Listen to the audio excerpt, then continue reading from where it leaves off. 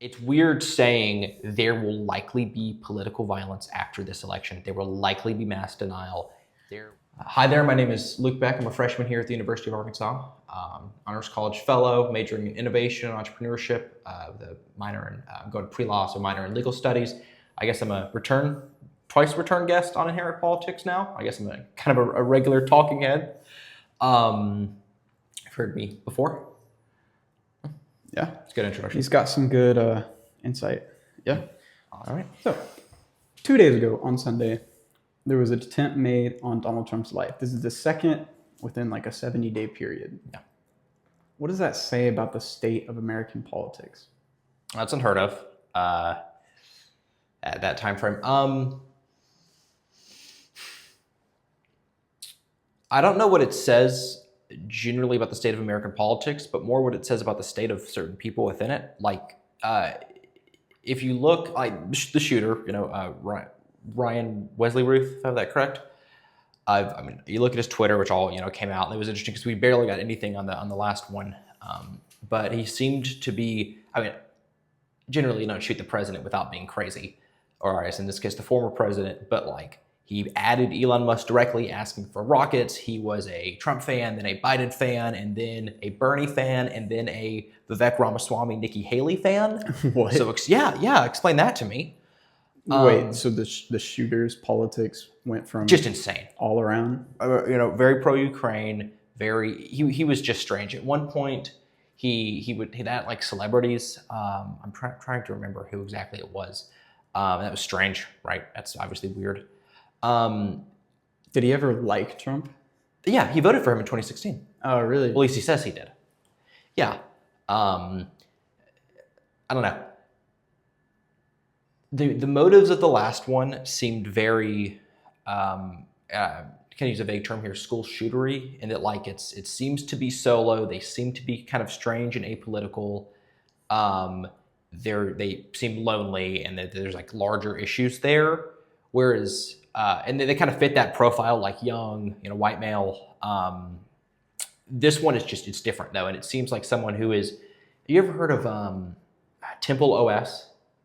That story, okay. Like there's kind of like the 50-year-old kind of a little bit. I mean, he's older than 50, but a little bit kind of office rocker. Lost a bit of touch with the world, and I think there was something about Trump in the American political system that kind of made a lot of people crazy. Whether it's QAnon on the right, LewAnon, which is like the mother she wrote, real kind of conspiracy theories that kind of came out of the 2016 race. And I think that broke a lot of people's brains. COVID broke a lot of people's brains. Generally, everything else has. And that there are a lot of mentally unstable people that do not like Trump and do not like the Democrats as well. But I think Trump, there are people that are obsessed with him. And I don't know if that says more about American politics. I think it says more about who he is as like a cultural force. Okay. It is interesting, like seeing, I saw all the things that well, not all of them, but I saw a lot of things he said on Ukraine. He seemed to be very involved, like kind of hyper fixated on that issue. Do you think that's the reason? Like, so Trump has become sort of like, if you're not going to pay in regards to NATO, he's like, if you're not going to put up the 2%, then do you think he was angry about Trump's NATO positions? I mean, maybe. I mean, we're just speculating. Didn't leave a manifesto, as far as we know. Yeah, maybe. I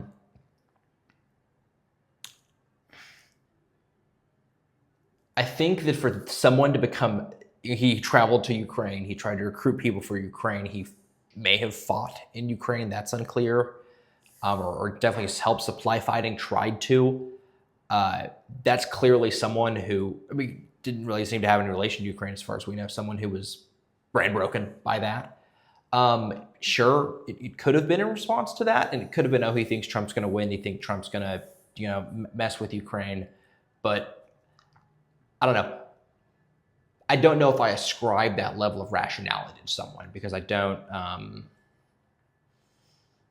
know, because like he's somewhat anti-intervention in Ukraine, right? But I don't know. It's complicated. It is complicated. Yeah, it's hard to make a definite There's statement. a lot of aspects to this that are just really weird because so in the previous attempt with Crooks, it was like Crooks, yeah.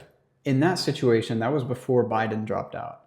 And that was like Trump was leading in the polls. So I don't know whether he was a Republican, right? A registered Republican. Yeah. And he had like, he was all over the place politically as well. But if he thought that Trump was going to win the election, that makes more sense to me to try to take him out in that scenario. But now, like just a few days ago, I mean, like the polling is almost dead even, and Kamala's on an uptick too after the debate. So if he thinks that Trump is like an existential threat politically, like might win the election, and he thinks that's the issue, I don't see the logic. Like, especially if Trump died and Vance became the ticket, which Yeah. would be a disaster for the Republican Party. But if Vance won by like some sympathy vote or whatever, Vance is not pro-Ukraine either. So it just, I don't know. The time you're shooting the president, you're thinking rationally. I just don't follow the logic. But I mean, I guess that's why it's illogical. I'm kind of glad I don't understand him. Yeah. Yeah. Well, okay, that's a great point. Yeah. Like, okay, we don't understand why No, this we guy don't. wanted to shoot the. Okay, that's Yeah. really good. Yeah. I think we can glean something from that, and I think it's also like the sample size of the United States. I think we got 330 million people, and just domestically, not even. I'm sure there's a lot of people around the world that want a former president or the current president dead, right? If we're only having but one or two of these cases, I mean, that's pretty good, I'd say. Out of like that many people, you're going to probably get some crazies. You are, and you are going to get, I don't know, I think the Republican crazies, and then this is my personal opinion, I can't substantiate this, tend to get caught easier. Like there's a certain level of bravado that says, I'm going to go to the Capitol, I'm going to break in, I'm going to break into a congresswoman's office and like mess with classified documents, I'm going to assault Capitol police officers, and I'm going to get away with it because I was doing the right thing. And obviously that was a bit of mob mindset on the day, but like it takes a certain amount of confidence to say, I'm in the more right here, I know what I'm doing this right, that I don't think left-wing crazies have as much IMO. I don't think there's that kind of certainty that they have. That's an interesting point, because I think that plays into like the Republican versus Democratic disenfranchisement, really, because I've seen I feel like with a lot of Republicans, they feel like, okay, well, they at least feel like the establishment don't represent us. And I think that's why it gives them that extra level of not confidence, but what's a word I'm looking for? I think confidence is correct. I mean, ego to some extent, but confidence. Well, true. It's more of the like, well, the system's broke, so we're gonna burn it down anyway. That kind of thing. So like an actual willingness to do it. Yeah, the audacity. Really. Audacity. That's a good. Yeah. Sure. And I just don't see that with the Democratic side, because it feels like more so, for the most part, that the Democrats are the party in power right now, so it's kind of like status quo with them. Yeah, I also think that the U.S. has spent the last 100 years quashing any true form of like violent-ish and/or commanding leftism in this country. True. Whereas Cold War. I mean, really, we spent, and it wasn't the ideology that mattered. It was what currently fits my worldview, And if you look at, Brian Ruth, if you look at his Twitter, he changes his views constantly, talking to different people, throwing rocks into the void. No one's ever, putting messages in a bottle in the ocean. No one's ever going to respond to him, right? They changed their ideology based on their craziness. Interesting. I think one of the connections like with the Ryan Routh and the Thomas Crooks was like, I saw that I looked more into Crooks than I did Ruth, but it seemed like they both had sort of like a fascination with history, and Ruth more so contemporary with like the ongoing wars, but Crooks seemed to be like a big history buff, and it seemed like maybe he wanted to end up making history. Well, I think Ruth, look at him in Ukraine. He wanted to like recruit a bunch of Afghans to go fight in Ukraine. He wanted like they wanted to be. I mean, the guy who shot Reagan, right, wanted to. You know, all of them to some extent wanted to be in historical record, and that's I think that's a big part of it. And you shoot the former president, your name's going to be in history, right, forever. At some point, they make a musical about you, you know. So, especially online, there's been a lot of really horrible rhetoric toward both candidates. Both sides, especially like between Fox News and CNN, are making the claim that the rhetoric is the reason why people are taking these shots at not only Trump, but possibly other people. And the claim is that the rhetoric, like calling Trump Hitler or calling Kamala a communist, right? The claim is that's radicalizing people. I don't buy into that. I agree. Yeah, I agree. It could be like, I don't know. I don't think it's. I agree. I don't think it's radicalizing people. I think, as I've said, it gives people a real basis to tie their radicalization to. They say, "I'm a crazy person. I want to shoot the president." Oh, now I can say I'm a crazy person. I want to shoot the president because of Ukraine or because of a threat to democracy or stuff like that, right? Yeah. So that makes sense. It is really interesting though, because I don't remember. I mean, 2020 it was a pandemic, but that was a wild election, but it felt way more tame up until obviously the riots and everything on like in January during the inauguration, but it didn't feel like the campaigns, it wasn't this wild. Maybe it's just, this is happening now. That was then. I don't remember as much. I was younger. Yeah. But I just don't feel like it was this great. I mean, even 2016, right? There were some crazy debate moments, but no one was shooting at the president. No one was like, a presidential candidate didn't have to drop out because their brain is melted. Like, yeah. What is going on right now? I mean, I think we had a higher tolerance for crazy in 2020. Like, look at Chaz and Chop. Like, Minneapolis. I look back and I like remember thinking that like Chaz and Chop might have like been something or turned out to be something. That was all irrational. Like I don't know. I think that summer completely brain broke America. And in some ways for good, in some ways for bad. But like I think part of that was we knew. I mean, if you were a pollster, if you looked at any of the data, if you had about 2 brain cells, you knew Biden was going to win that election. I mean, it was a far shot. I mean, I don't know if he was going to take the Senate or the House or whatever, but you kind of knew he was going to win the election because Trump's so unfavorable. He was, and obviously COVID and everything. Like any president, Trump or any other Republican or even any other Democrat, couldn't have really won that election in the position he was in. And I think that it was maybe a bit less crazy because we knew. But also we didn't have all the election denial stuff yet. We didn't have that fallout. We didn't have trying to overturn the election. We had not had January 6th. We've not had 3 years of punditry trying to excuse it. And now we're in an election, which, as you say, it's a tie. I think Harris actually might be it up today. But it's still very close. Still incredibly close. Models disagree and everything, and it's a mess. It's a coin flip. That people like certainty. That upsets people. There are plenty of people who, in some ways, rationally say, my livelihood is going to be dictated by who wins this election, right? Whether you're a woman worried about reproductive rights or someone worried about democracy, or you're a Republican, worried about immigration or these type of things.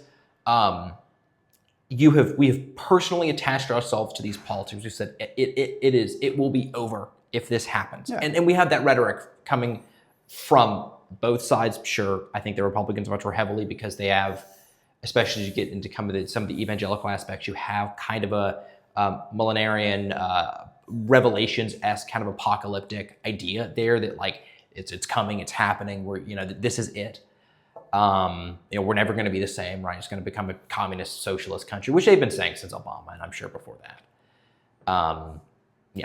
But I think we've tied ourselves to that because it's uncertain, because we don't know. I think that's when people are going a bit crazy. There's one thing that I think is really proliferated after the 2020 election. You brought it up with the election denial and stuff, but it seems like a lot of Republicans, just a big difference between them and the Democrats is they seem to have lost a lot of respect for the American institutions, like the judicial system. And whether that's because they feel like Trump's being treated unfairly, they feel like... So the thing with the lawfare that really intrigues me is like, okay, so he's done this stuff. They presented the evidence. Juries have found him guilty. Mm-hmm. The timing of it, though, feels to me like it's political, because coming out of 2020, right, and then January 6th, all this stuff, you have all this evidence. They had it all, right? Why not get him then? Why wait 3 years? Because it takes, well, that's been delay on the Trump legal team's part. I followed all this very closely.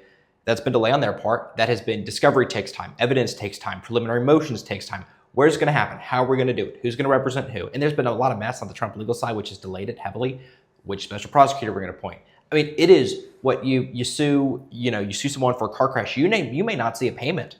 You may not go to trial in 3 years, 2 years, right? And that's a car crash. That's not some of the largest cases in American history. Okay. I don't necessarily think it's too political. Even if it is, like, what are the politics there? Like for the election interference case with, Fonnie Willis and that team in Georgia. In Georgia? Sure, the politics is, I do not like Trump. I think election interference is bad because those are political statements nowadays. But you're a prosecutor who can say, I don't like this person because they're a criminal and the criminal stuff they did. And just because that is a political statement does not mean your prosecution is political. And you have independent judges. I mean, look at Florida. Eileen Cannon is a Trump-appointed judge who has thrown out those cases, and those almost all of her decisions have been overturned in circuit court because they were just legally, very, very silly. Maybe he won't run in 2028, and maybe that will get excised out of the Republican Party. And plenty of Republicans who would love that to happen because they just want Mitt Romney back. Bro, I haven't even thought about Mitt Romney in like 5 years. But yeah, all right, going off of that, I guess we can close out with really, I guess, sort of speculation. But I think it'd be fun. Mm-hmm. What would you think happened during a Trump loss? Do you think he'll pull a January 6th again? Do you think it'll be like more election denial stuff? I mean, there's a lot of variables that we can throw in, how close it is. All sorts of things can happen in between there. But because I see it, the worst case scenario for the Republican Party is Trump loses, but he takes it and he says, I'm going to run again. By then he'll be mid-80s. And me just watching the last debate, Trump's rhetoric is not anything like it was in 2016. Yeah, it's been 8 years. Yeah. Well, he's also he's 8 years older. He's late 70s. He's pushing 80. I mean, he's been in the public. I mean, his brain is always thinking. He's not very healthy, right? If he tries to go again, I think there might be, because he has that grassroots with like the rural America, like they might support him no matter what. And that's my greatest fear is like they jump on that burning ship and they ride it all the way to the ground. MAGA is a suicide cult. And in a lot of ways, it's a suicide cult. And that was the thing is like, we saw that with blue MAGA when Biden was in. We saw the people that were Biden all the way. And that ship sunk. I'm writing in Biden, man. I don't know. Riding with, who was that? I don't know. I'm writing in Biden. I think who's the Democratic commissioner? Or I don't know. One of the high-ranking Democratic officials, it's like New York Times or somebody, they came by and they were like, so are you sticking with Biden? He's like, we're riding with Biden. Yeah, but I mean, that's, you watch any football at all, right before the coach retires, everyone says they don't want the coach to retire, right? I mean, that's kind of basic optics. What happens? It's going to be close, potentially. Election recounts, surely. Election denial, very surely. One thing I find interesting is that, so like when Trump was president, they said that the Democrats stole the election for a million means, right? Now the Democrats are in power now in, a lot of these swing states and on the federal level. I think I think they will obviously handle it much differently on the federal level if there is a Democrat victory. But I think that a lot more ire will be turned to the federal government, will be turned to those state governments because they are now democratically run, run by the Democrats, which will be worse. I would not be surprised if we see violence. I, in fact, somewhat expect violence. It's weird. This is the second election. I was 14 in 2020. This is the second election I've really kind of been there for. It's weird saying there will likely be political violence after this election. There will likely be mass denial. I would not be surprised if maybe even in DC we see something that looks like 2020 where we have riot police, where we have these kind of things happening. I pray to God they don't, obviously. And if Trump wins, we Lord knows someone may try to shoot him again. There may be some extent of that, but I don't think political violence like that from the left will start until the end of the Trump presidency. Okay. I'm calling that one in now. But I think Kamala's on track to win. That is my prediction as of now. And in Trump by November 4th, 5th, 5th. Yeah, saying it's been 8 years. It's going to be 8 years in a couple more months. And that's the Waltz-Vance debate, however that one, if they even hold it still, given everything. I just don't. I don't know. I don't know who at this point says I'm going to go vote for Trump and I was not going to go vote before. And I think because of that, I don't know if he can win. Whereas I think Kamala still has the opportunity to get out the vote with a lot of people. It's going to be interesting. And not in a fun way. It was a good discussion. It's gonna be interesting to watch play out, and I hope nothing pops off, but we shall see.